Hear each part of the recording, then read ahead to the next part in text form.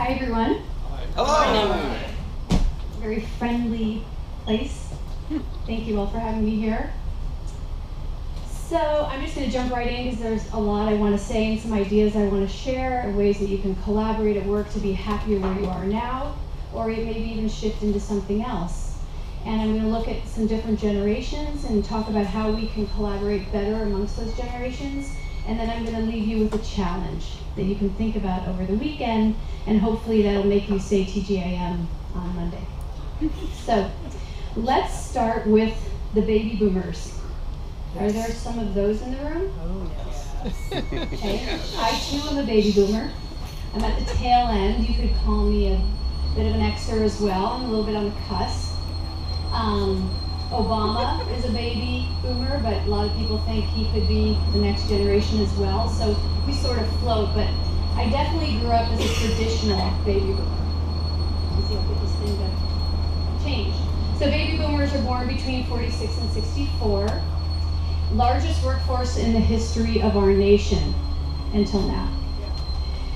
I'm not dissing you Gen Xers. I'm just saying that I'm going to focus on the two largest workforces, because by the year 2023, millennials will be over 75% of our workforce, and boomers and millennials right now make up the majority of our workforce. And so I want to talk about those two generations mostly. And for those Gen Xers in the room, if you're an older Gen Xer, you might align a little more with the boomers, and if you're a younger one, you might align a little more with the millennials. So let's look at a boomer's day.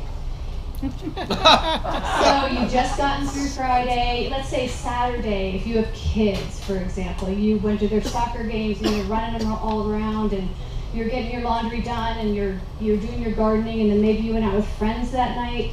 And then Sunday comes around, that's supposed to be for the day of rest. Maybe you go to some worship in the morning, but I love this picture because this to me is the epitome of relaxation on a Sunday. But as Sunday wears on, we start to feel a little bit like this. And we go, oh God, there's so much I didn't get done. And tomorrow is Monday again. And I'm kind of getting a little stressed out. And look at this poor Monday guy. He has to go see a therapist because people don't like him, poor guy. And then we start thinking, well, why are we stressed out about Monday? Why do we hate Monday so much? Well, living in LA, Pasadena, not so much, but if you're on the 101, this is the first thing we think about. How much earlier do I have to get up tomorrow to get to work? Because traffic is out of control. Even in Santa Barbara, where I am now, it's amazing. You have to plan your day. So we start thinking about traffic, we start stressing. And we think about this guy. A lot of us have this. Maybe if you're in a startup, it could be your partner. Who knows? It could be a colleague in your office that you just don't like, who's always backstabbing you or trying to climb the ladder faster than you. And it gets stressful, and you start to think about the people you don't want to see when you go to work. This is what we think about. Does this resonate with anyone in the room? Okay.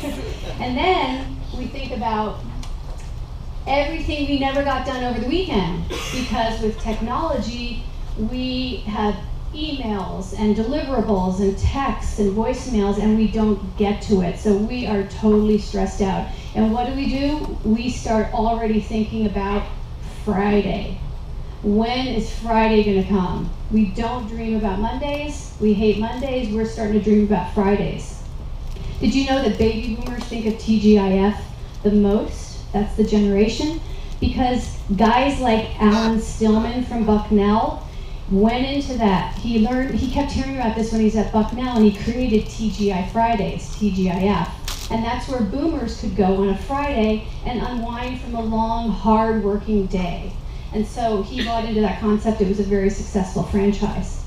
So why are we this way? Why do we have this attitude toward life? I'd like to take you into a different perspective of how we boomers grew up. As kids, we boomers grew up playing a lot outside, unsupervised, which is the key. We didn't come in until mom rang the bell. We learned, we let anyone join in, even the weird kid in the neighborhood. We didn't care. We're like, everybody, whoever's here will play. And we played lots of fun games. And we played, hide and go seek tag was personally my favorite. Some of you might have played sardines or hopscotch. King of the Hill was a good competitive game. We became very competitive. Spin the bottle was fun. And operator, I don't know if any of you learned, but we learned how to gossip well. And the whole idea is that we had freedom. And we didn't come in until mom rang the bell. Now some families had horns, the mother just yelled, but you know, we knew our sound, and we came in for dinner because dinner was important, homework not so much. So what were these play skills that we learned during all these games when we had the time to be creative? We discovered our passions. We took the time to lay in the grass and look at the clouds and say, what is that? Let's tell a story. I think that's a dragon. We created new games. We learned how to work as a team. Like if you're playing sardines and someone's hiding, you have to find a way to hide with them, be as quiet as you can while someone else is trying to find you to hide with you. So you're learning how to work as a team. We learned how to organize when we'd make up games and who's in charge and who's going to be on this team and who's going to be on this Red Rover side and that Red Rover side. We got competitive. When we played King of the Hill, I mean, everyone wanted to win that game when you're pushing everyone else off and you wanted to be the winner. Or we were competitive in hide and go seek when you're trying to take calculated risks as to when you're going to run to base so that you're not caught by it. And to me, hide and go seek is a little bit like the movie Hunger Games, but we just don't kill each other. We just want to get to base and not get tacked out. And so we learned calculated risks and how to pay attention to our senses and how to just go for it sometimes by not being fully prepared, which is really in life, a lot of the jobs we jump into, we're not fully prepared. So, and we learn to communicate amongst ourselves. And so these are really, really good skills. But then we grew up, and our parents, many of are the silent generation, told us it was time to get responsible. So we put away our childish freedom ways and we started to get responsible. And how did all these skills we learned as kids during our playtime enter into our work responsibility phase? Well, in Ernst & Young survey, I love this survey, surveyed all these boomers, and they basically labeled us as the most productive part of the workplace. We're very hardworking, we're very competitive, we're very achievement oriented, we are team players, and we do like to mentor. And so let's look at some big achievers that have followed that in our generation. And I'm sure you recognize every single person on this page. These are some pretty big movers and shakers. I mean, we've got our current president, we've got Steve Jobs, Bill Gates, Bruce Springsteen. I had to put him in there. I'm a New Jersey girl originally, sorry. He's my favorite singer. Oprah, Deepak Chopra. I mean, these are really, really big achievers that come from the boomer generation. But for the rest of us, we may not be these big outliers, but we are hard workers too. And so we started following what was expected of us. We got the house, we got married or had a significant other, we started to have kids, we started to get stuff, and our whole moniker was to keep up with the Joneses, because we noticed, well, our neighbors got, you know, a nicer car, and we can do that. We work hard, so we started to keep up with the Joneses. That was a term that came out of the baby boomer generation. So a lot of us took jobs out of this responsibility and living up to expectations of our parents, yet many of us ended up taking jobs that weren't the passions that we knew we had as kids. We went with the paycheck, we went with the responsibility, and so we took jobs with, I don't want to name companies, maybe some of you are working for them, but maybe a corporate job, and we're just kind of miserable. So about halfway through our careers, many of us said, yeah, I've got benefits, this is great, and a decent paycheck, but I have anxiety and I have depression, and some of us even ended up like this guy. And we turned to other ways to fulfill the question, what happened to the fun? The fun sort of went out of our work. And so a lot of us said, okay, we'll have fun again when we retire. So we'll deal with it, we'll deal with the responsibility, we'll deal with being a slave to the paycheck and all the debt that we have. So we figured that our path is freedom as children, which was the best time when we really found out what we're meant to do. responsibility, which for a lot of us is not so fun, and freedom when we retire. But hold on a second. What happens in retirement? If you look at retirement now for us today, it costs over $400,000 for a couple in healthcare costs, and that's probably going to go up. We are overwhelmed with debt because we wanted more stuff and we wanted to keep up with the Joneses. We're living longer, but we're probably going to have to work longer too. I mean, even the age of retirement has raised. So now it's 67 for anyone born in 1960 or later. And we are known as the sandwich generation. So now we're taking care of our parents and our kids. So that's even more that we're responsible for. So it's almost as though our path is not freedom, responsibility, freedom. It's more freedom, responsibility, responsibility. That's not much fun. So we're going to come back to how we're going to get out of that. But first I want to take a look at our kids, the millennials. Most of us have millennials. Millennials are born between 81 and 97. Will make up 75% of the workforce by the year 2023. How many of you have seen this magazine? I loved it when this came out. The me, me, me generation. Narcissistic, lazy, live off their parents, entitled. Let's add in job hoppers. That's a big issue that baby boomers have with millennials. So in a way we love them, but we kind of don't.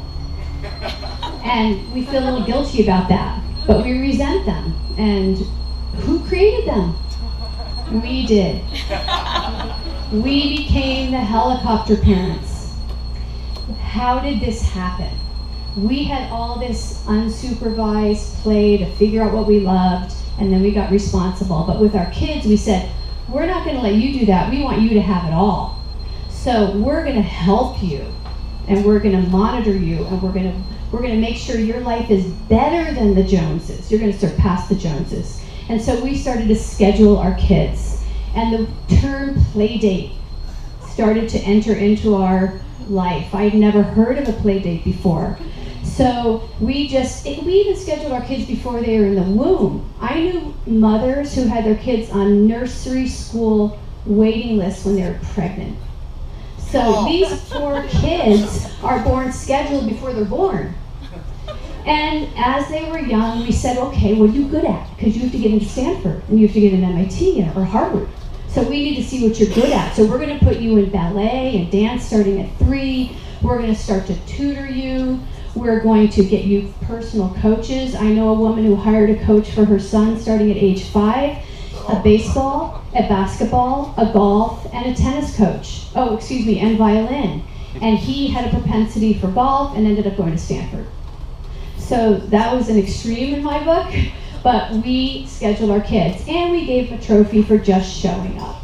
We were very, very, very supportive. You're so good at everything you do, and here's your lunch, and it's all packed so perfectly. And we were just the perfect parents, or so we thought. Well, then came technology, and so technology got a little scary because we could find out that there's a child molester down the street, or a crime 2 blocks away, and we got a little scared, and we said, we're going to lock our doors. And you know what? We don't really want you walking to school, honey, because that child molester's down the street. So we started walking our kids to school, so they still had no free time, no time to figure out who they were. Then 9/11 happened, and we got really, really scared. And I love this little cartoon because these kids are in a cage, and that's kind of what we did to our kids. So when it came time for millennials to work, they said, we're not going to do that. We started our lives in the responsibility phase. We saw it's not working for you, Mom and Dad, and so we're going to go for freedom. We're going to follow what we love. We're going to work in jobs that we want to work at, and we're going to do it our way, and we're going to have freedom forevermore. And that's been hard for boomers to accept, but that's really what millennials are thinking. Last week I was at a concert in Santa Barbara. It was a fundraiser for a mayoral candidate. And it happened to be Kenny Loggins and Jimmy Messina, who hadn't been together in years, and all these other great artists. But my favorite was when Kenny Loggins was singing with his daughter Hanna. This is his youngest daughter. And they were singing a song called Conviction of the Heart. Many of you know that song. And when he first recorded the song, the opening of the song, he had his older daughter Isabella sing as a young little girl. And Hannah's a millennial and Kenny's a boomer, and they're on stage, and he said, and now Hanna sings the opening, and Hanna looks at him and she goes, and I'm going to do it my way. And she sang the most beautiful opening to that song. I'd love to play it for you, we just don't have time, but it was stunning, and that's the idea of the millennials. The real millennials, not the narcissistic, self-absorbed millennials. Millennials want happiness. They want to follow their passion. They want to work for companies they believe in, and if they don't, they will change jobs. They don't care about stuff. They don't want to surpass the Joneses. They want to get to know the Joneses. They're technologically savvy. They're able to communicate. They communicate with their friends all the time. They want to be able to communicate and collaborate in the workforce. They want to follow their passion. They believe in making a difference, a big difference. And when they find their passion, they are committed and they will work hard in order to achieve it. And so this is the real millennial. And they want to say TGIM, thank God it's Monday. And basically they are leading the way. And that's why we have to stop and think about their path instead of what we think they are, because I have two millennials. And they are doing exactly that. I have a daughter that works for one of the largest tech companies in the world, but she's always done musical theater, dance, singing, and acting her whole life, and she lives in London and she does it on the side. And so she's doing what she wants. I have a son who's with a startup, and he came to me the other night and he said, Mom, I'm so unhappy. This isn't me. I really feel like I want to be an actor. I'm like, okay. I'm behind you. So he's going to move to LA, and he has some contacts, and he's going to take classes, and he's a tennis player, but he played tennis throughout college, and he's going to teach tennis on the side, and he's going to do life his own way. So I'm a big, big supporter of that. Here are some millennials that have made a big difference already, some future kings and queens, and they do a lot of really cool causes they're involved with. Some other ones, we've got Facebook, Founder, Airbnb, Snapchat, Pinterest. I mean, just amazing, amazing entrepreneurs. Now, these are some of the outliers, but most of us just want to say TGIM instead of TGIF in our jobs. And here are a couple of people who've been able to do that, who've been able to break away, because most of us can't. Most of us are afraid, or we're tied to our paycheck. So in the book that Mike mentioned, I just want to tell you about two quick stories. This is Jerry Colonna. Jerry was a partner with JP Morgan's private equity arm. To get in to see Jerry was almost impossible. And Jerry funded a lot of companies, but Jerry was very miserable in his job. Now you'd think a guy making millions and millions of dollars would be happy, but he was not doing what he knew in his heart, which he knew as a kid that he wanted to do. So he quit, just quit. Came into Manhattan for about a few weeks wearing khakis and going, what am I even doing here? So he went on a sojourn, and he got into some Eastern philosophies and really just opened his mind. And now what Jerry does, and for all you startups, this might be something you want to look at, he has a company called Reboot. And what he does is teach management teams of startups how to really create the best organization they can ever have. And he not only teaches you about raising venture capital or angel funding and building a board of directors and all the elements of a startup, but he goes deeper, and he takes people on a 3-day boot camp, and he gets into who you are as a person, and even if you're meant to even be doing this startup, and should you even be running it. And you come out of that boot camp knowing exactly who you are, and you create amazing companies, and the structure might change, but he is very, very powerful. And now he's coaching. This is what he does, and he is the happiest man. Manoj Shalom is from India.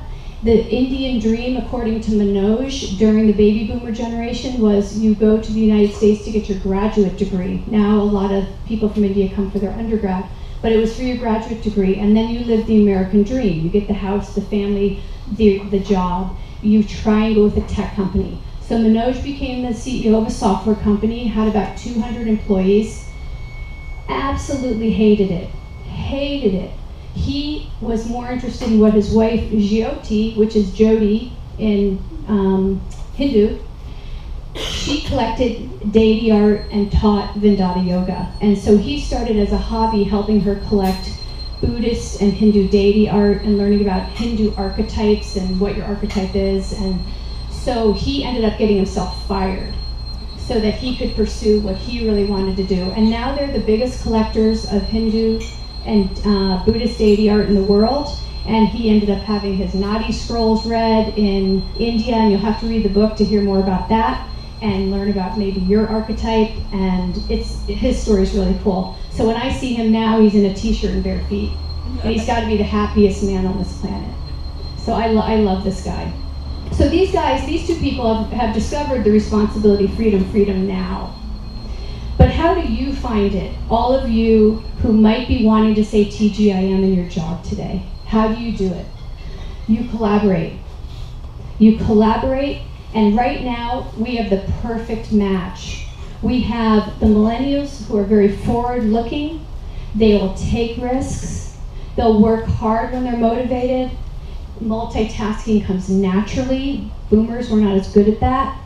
They're wired technology. They want the world to be a better place, just like we do. And they are open to being helped, but as long as it's in a collaborative way, not in a dictatorial way or a process way that we're used to. Boomers, a lot of boomers are looking over their shoulders saying, oh my God, I'm gonna get fired by, and they're gonna hire a millennial who's cheaper. Well, you've got to realize you have value too. We've learned a lot and we know what works. We know processes, we know politics, we know how things get done. Millennials need a little help with that. We are a little weaker on technology, but we're willing to learn. We're open to learning. We want to mentor. We want to make the world a better place. So if you think about it, these are the two largest workforces in the history of our country, and together I believe they can create the best work. So how can you specifically do it? And here come my challenges. I challenge you to reach out next week to someone in your organization or someone you know that is of the different generation. So if you're a boomer, reach out to a millennial. Maybe it's one you don't like very much. That might be even more helpful. And millennials, reach out to a boomer. And if you're a Gen Xer on either side, pick the one. And go out for coffee and just get to know them. Just get to know who they are, why they're there, what they're about, what they're interested in, and share about yourselves. And then collaborate on a project. Now here are some projects that I've done with companies, but I'm going to challenge you guys in a second to go a little further, and then I'll end. You can do a team building. A lot of us have done that. This idea has been very successful in companies where you do a project idea. Each manager may put up a challenge that they're facing, and people put up ideas of solutions anonymously, and then you can vote. And then those winning ones, they actually present to the corporation. And this has been very, very successful. And people like to do this anonymously. Another idea is put a ping pong table in. And I'm not saying you need to be Google and bring your dog to work, or put on concerts like Apple does, or put on carnivals like Zappos does in Las Vegas. You can do simple things. Whole Foods does this. In Santa Barbara, there's one in their employee room, and I walk by it every day, and they're always playing ping pong, and they have signs all over the store saying, we believe in our employees, we believe in happiness. And just yesterday, I asked the checker, why do you work here? And he said, I've worked here for 5 years. And I said, that's awesome, but why? And he said, it's the atmosphere. Everyone gets along. Everyone accepts everyone. I can laugh, I can be myself. I love this place. So that's what we're trying to reach for all of us. Another project idea, you can go build a home. I've had companies do that. One company, an investment bank, started to incorporate sabbaticals when they promoted their people. It's another idea. So if an associate went to a VP, then they got a month off to do whatever they wanted in the world, so that when they came to the new promotion, they're refreshed.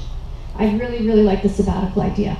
Hulu's a really cool one. Hulu brings in a photographer, a professional photographer every month, and they take photos of employees' hobbies and passions. And those are all over the wall of their lobby, if anyone's been into the Hulu main corporate lobby. And these employees walk in the door saying, wow, they're really interested in me, they care. And managers have said, wow, I didn't know that he played the violin or he raced the scooter cars. I mean, maybe he could help on this team and help with this project. And so it ends up being very collaborative that way. But today I want to challenge you, when you go and seek out a millennial or a boomer next week, if you're brave enough to do it, and I talk to companies about this and it's very successful, I want to challenge you to go a little further than those ideas. I want to challenge you to do a MISOGI. Does anyone know what a MISOGI is? Okay, it's a very, very new term. A MISOGI started out centuries ago as an ancient Shinto ritual of cold water purification after coming back from the underworld. I know that sounds weird, but basically what it means is achieving the impossible. What does this have to do with generational collaboration in the workplace? Well, the term MISOGI has evolved, and what it has become now in our time, and you're going to be hearing more and more about this, and I'm actually starting a 3-book series about MISOGIs, is that it's taking yourself far outside your comfort zone to where the magic happens. Not to the edge of your comfort zone, not to the political rightness of your comfort zone, way outside your comfort zone. So it's not achieving the impossible, it's achieving the improbable. And the one rule of a MISOGI is that it has to have a 50% or greater chance of failure, which means it also has a chance of success. So this has to be a big reach. So I challenge you when you team up to come up with an idea that is a very big reach. Get outside your comfort zone. GoDaddy founder Bob Parson has a 16-level set of rules for his company. His number 1 rule is get and stay out of your comfort zone. Michael Dell, accept and embrace risk. And Eleanor Roosevelt, one of my favorites of all time, one of the silent generation, she was thinking of this long before it was ever even a thought in anyone's mind. You must do the thing you think you cannot do. Couple company MISOGIs. Apple. When Steve Jobs dropped out of college, he took a calligraphy class just for fun. He loved the feeling of the ink on the paper and the simplicity and the beauty, and ended up creating all these fonts for the Mac when there were only 1 or 2, and now there are thousands of fonts. And if he hadn't gone and taken that calligraphy class and done something totally radical, we probably wouldn't have all these fonts that we have today. Not to mention how innovative they are, where our entire office is on a phone now. Or Google with the largest search engine and now into driverless cars. These are examples of going so far outside your comfort zone to almost achieve the impossible, but it is achievable. Holiday Inn Express is more of a customer experience where they serve these warm cookies. Has anyone ever stayed at a Holiday Inn Express and seen the cookies? I've been to them maybe 30 times and only once did they not have it right. So that's a big MISOGI for them, because if those cookies aren't available for everyone that checks in and they're warm and they're presented well, then that customer may not come back. It's a disappointment. And they've become one of the largest hotel chains in the world. One example of a personal MISOGI I'm going to give you, because if you're afraid to go do this at work, you can also do this for yourself. I always dreamed of swimming with a whale shark. Whale sharks are bigger than a bus. I was on a plane to England earlier this year to give a speech, and I sat next to this gentleman and we were talking about what we did for work, and he said, I'm the inventor of the tracking devices for whale sharks. And my team's going to be in the Maldives next week. And I said, oh my gosh, I'm going to be in the Maldives next week. So I was on a boat with 20 people, and sure enough, they found a whale shark, and they hadn't in 30 years. So we got to snorkel with a whale shark for 30 minutes. And that to me is maybe a 1% chance of success. So to me, that was a MISOGI. So what happens when you undergo a MISOGI? You gain a sense of clarity of who you are, a confidence about yourself that you can achieve anything. It's amazing the transformation that goes through you. You get courage, your performance increases, you collaborate, you're happier, and fear goes away. So do a MISOGI. Team up with a boomer or a millennial, go out there and do something that's way outside your comfort zone. It could be something just to get to know your team, but make sure it's something far enough out that you're excited about it, instead of just a typical corporate kind of thing. My favorite MISOGI, corporate MISOGI of all time, is the movie Moneyball. Has anyone seen the movie Moneyball? Okay, so you know how they had to build the Oakland A's team on a budget, and Brad Pitt, who plays Billy Bean, teamed up with this millennial from Yale, and they changed the face of how baseball recruiting is done for all time. So So this is a movie I suggest you all watch, and you will really, I think, grasp my idea of a misogi. And so remember the round table. Everyone has to contribute. There are no hierarchies. There's no top-down mentality. Everyone is valuable. Just like fingerprints are unique to everyone on this planet, we all have unique ideas that we present in a unique way at a unique time. So everyone has a piece of the puzzle, and everyone matters. Everyone in this room matters. You all have ideas to share and value to add. Watch your engagement at work increase if you go outside your comfort zone and you collaborate with another generation. It's exciting. It's exciting to learn. It's exciting to achieve. It's exciting to be excited about something that maybe couldn't happen or not make it, but you're going to go for it anyway. It's that pit in your stomach when you're like, I know this is a good idea. I have to do it. It's inspired action. And that's what I'm talking about. Watch your work and happiness rise. I mean, here's a study by the University of Warwick that found that happy employees lead to a 12% spike in productivity versus unhappy. You'll have more fun. Even Stanford is starting to teach courses on this, which I just found out the other day. Profits rise. And finally, coming out of your comfort zone is tough in the beginning. It's chaotic in the middle because you're scared it's not going to work. But it's so awesome in the end because it shows you a whole new world of possibilities. And maybe the impossible is not too far away. So I hope you all go to work Monday, take the challenge, and start to really feel like TGIM instead of TGIF. Thank you.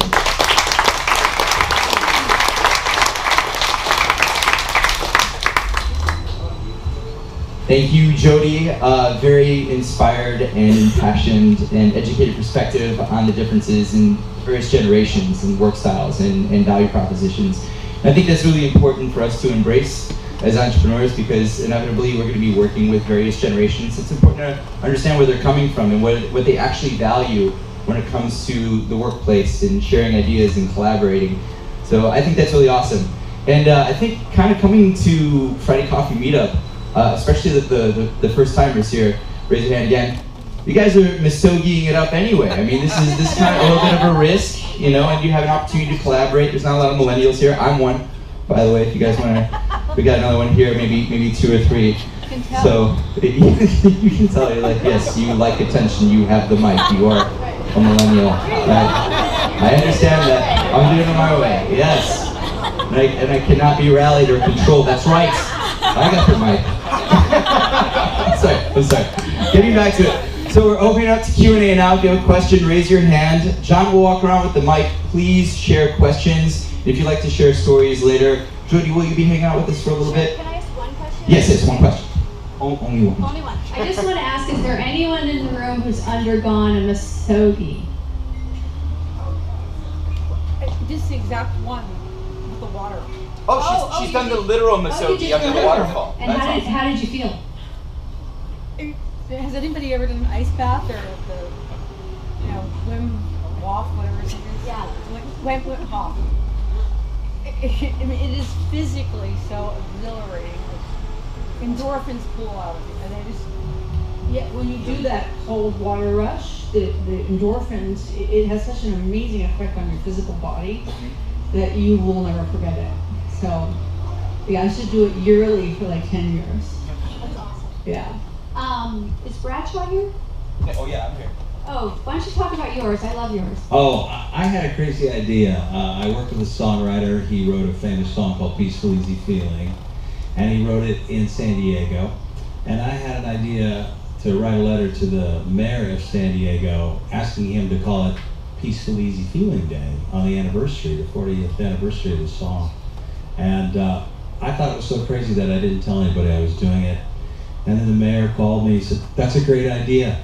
And he presented my artist with a proclamation that it was Peaceful Easy Feeling Day. And when it came time to write the proclamation, I said, what will you put it in? And he said to me, just write it up. Just write it up. And so I got to put all the information in there and presented him with a plaque. And I didn't feel so crazy after that. And so the chance of failure, that was... It was a long shot. Yeah. I'm not sure what the odds were, but it happened. So take a risk. Yeah.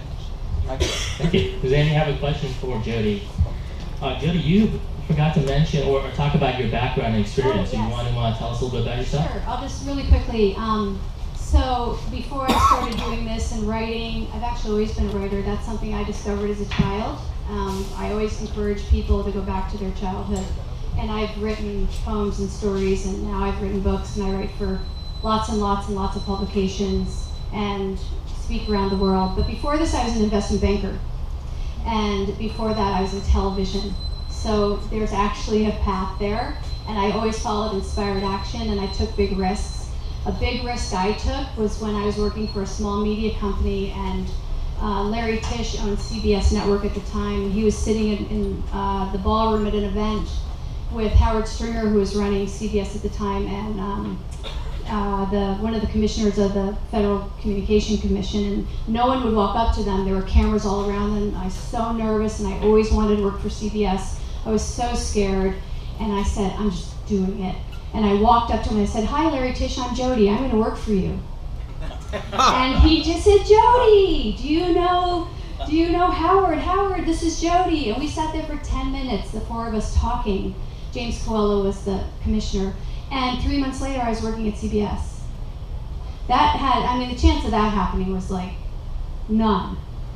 And I did it. So it's an element of that risk that excites you, gives you butterflies, takes you so far outside of your comfort zone that once you get there, you just say, I can do anything. I can do anything. I think all of you can too.